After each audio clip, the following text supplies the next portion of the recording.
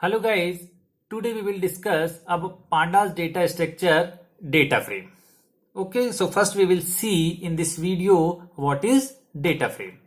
So student, data frame is a two-dimensional data structure. Which type of data structure? Two-dimensional data structure.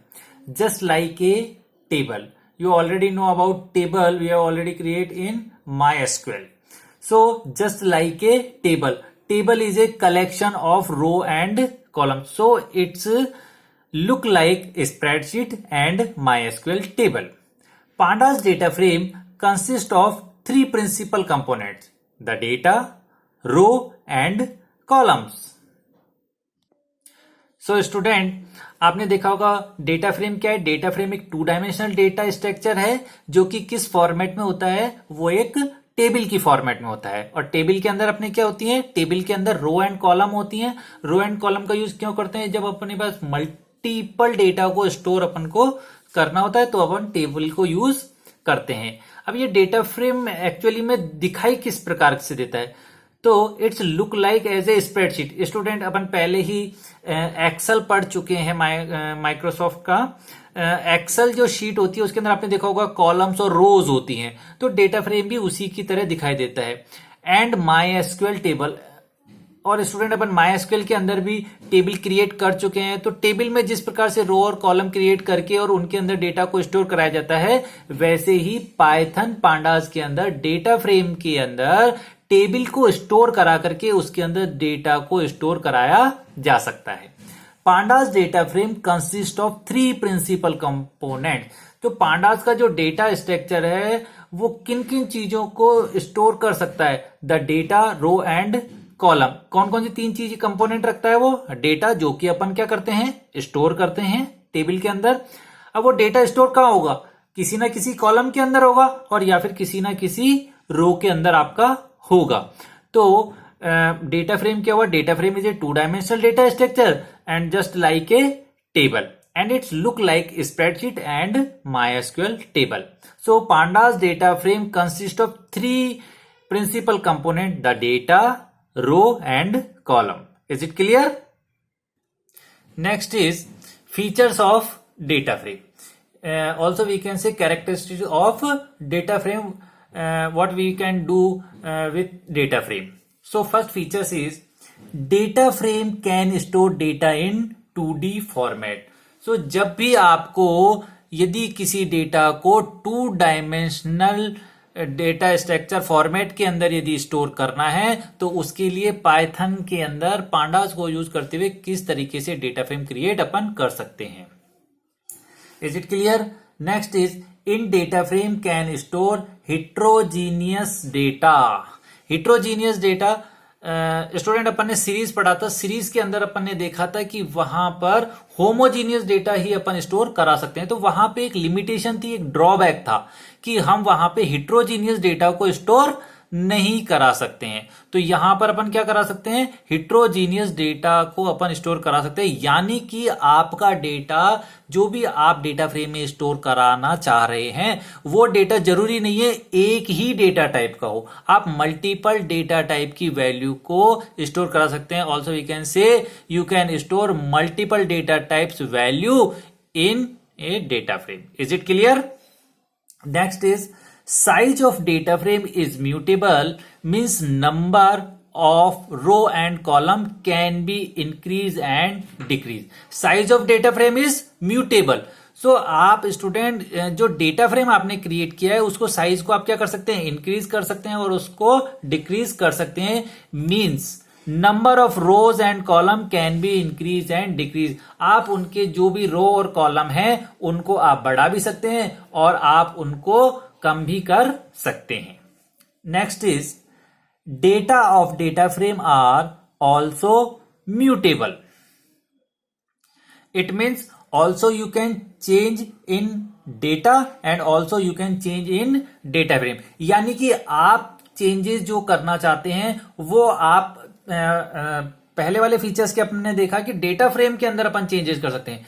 Next वाले features के अंदर लिखा हुआ है कि डेटा को भी यदि आप चेंजेस करना चाहते हैं तो भी उसको चेंजेस कर सकते हैं। Next is can set labelled axes row and column. Student आप इनके रो और कॉलम की जो एक्सेस हैं उन एक्सेस को भी क्या कर सकते हैं, सेट कर सकते हैं। स्टूडेंट देखते हैं अपन किस प्रकार से सेट कर सकते हैं इन्हें। देखिए अबाउट डायग्राम के अंदर जो आपकी टेबल है, इस टेबल के अंदर आप देख सकते हैं यहां पर आपके ये कॉलम्स हैं। तो ये कॉलम्स के जो लेबल्स हैं आप इनको क्या कर सकते हैं, आप अपने एक्सेस को जो है वो दोनों तरफ के एक्सेस, आपके एक्स एक्सेस और वाई एक्सेस के लेबल को भी आप चेंज कर सकते हैं और आप इनको सेट कर सकते हैं। Next is index may be number, string and letters. आपने देखा होगा स्टूडेंट, टेबल जब भी हम बनाते हैं डेटा फ्रेम के अंदर या फिर सीरीज के अंदर, तो बाय डिफॉल्ट इंडेक्स अपने आप भी 0 से स्टार्ट आपके हो जाते हैं और उन्हीं से हम डेटा को क्या करते हैं, एक्सेस कर सकते हैं। So we can change its index value. Index value also may be number, string and letter. यदि आप चाहते हैं, हम सीरीज के अंदर भी सीखा, यदि आप चाहते हैं 0 1 2 3 ना आकर के क्या आना चाहिए, ABCD आना चाहिए। यहां पर आपका जो है ये नेम, स्कोर, अटेम्प्ट, क्वालिटी, ये चीजें आनी चाहिए। तो आप इंडेक्स की जो है, जो वर्टिकल और हॉरिजेंटल कॉलम और रोज के जो इंडेक्स हैं उन इंडेक्स को भी क्या कर सकते हैं, अपने अकॉर्डिंग चेंज कर सकते हैं। वो क्या क्या हो सकता है, आप चाहें तो नंबर रख सकते हैं जैसे यहां शो हो ही रहे हैं। सीरीज के अंदर अपन पहले देख चुके हैं कि स्ट्रिंग भी हो सकती है या फिर कोई एक लेटर भी आपका यहां पे हो सकता है। तो आप अपने इंडेक्स को भी क्या कर सकते हैं, डेटा फ्रेम में चेंज कर सकते हैं। Next is can perform arithmetic operation on row and column. Student इसके अंदर फैसिलिटी और प्रोवाइड कराई गई है। डेटा फ्रेम के अंदर यदि आप कोई भी ऑपरेशन परफॉर्म करना चाहते हैं तो वो ऑपरेशन अपन क्या कर सकते हैं, ऑपरेशन परफॉर्म कर सकते हैं। जैसे कि suppose you have to count number of rows, आपको रोज को काउंट करना है कि भाई कितनी रोज हैं, तो आप उससे काउंट कर सकते हैं। मान के चलो अपने पास कोई एक सैलरी है, अब सैलरी का टोटल सैलरी यदि आपको काउंट करना है तो टोटल सैलरी को भी अपन क्या कर सकते हैं, टोटल सैलरी अपन उसके अंदर काउंट कर सकते हैं। Minimum, maximum, mean, mode, median, ये सारे ऑपरेशन हम लोग जब प्रैक्टिकल करेंगे तब हम इन चीजों को सीखेंगे। तो we can say we can perform arithmetic operation on row and column. Particular row पे भी कर सकते हैं अपन की पर्टिकुलर, मान के चलो यहां पर स्टूडेंट लिखा हुआ है और स्टूडेंट के यहां पे मार्क्स लिखे हुए हैं मान के चलिए, ठीक है, हिंदी, इंग्लिश, साइंस में। अब आपको इंडिविजुअल स्टूडेंट के मार्क्स का टोटल करना है तो आप एक पर्टिकुलर रो को आप काउंट करेंगे। और यदि आपको किसी कॉलम का, आपको यहां पे कॉलम पर ऑपरेशन परफॉर्म करना है, पर्टिकुलर एक कॉलम पे, जैसे सैलरीज है, अब सभी एम्प्लॉयज की सैलरी यहां पे लिखी हुई है, इन सैलरी का टोटल आपको यहां पे करना है। तो ये क्या होगा, हर रो का होगा कि भाई टोटल सैलरी कितनी है, क्योंकि इंडिविजुअल एम्प्लॉय की सैलरी लिखी हुई है। तो यहां पे हम कॉलम पर भी ऑपरेशन परफॉर्म कर सकते हैं और रो पे भी ऑपरेशन परफॉर्म कर सकते हैं।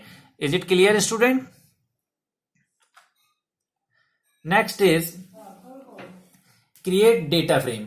स्टूडेंट किन किन तरीकों से हम डेटा फ्रेम को बना सकते हैं? So data frame can be created with following construct. इन निम्नलिखित चीजों को यूज करते हुए हम डेटा फ्रेम को क्रिएट कर सकते हैं। जैसे list, you already know about all things, you already know, we have already create list, dictionary, series and NumPy. तो इन सभी को यूज करते हुए हम डेटा फ्रेम को क्रिएट कर सकते हैं। लिस्ट के थ्रू भी कर सकते हैं, डिक्शनरी के थ्रू भी कर सकते हैं, सीरीज के थ्रू भी कर सकते हैं और नंपाई एरे के थ्रू भी हम लिस्ट को डेटा फ्रेम को क्रिएट कर सकते हैं। Is it clear?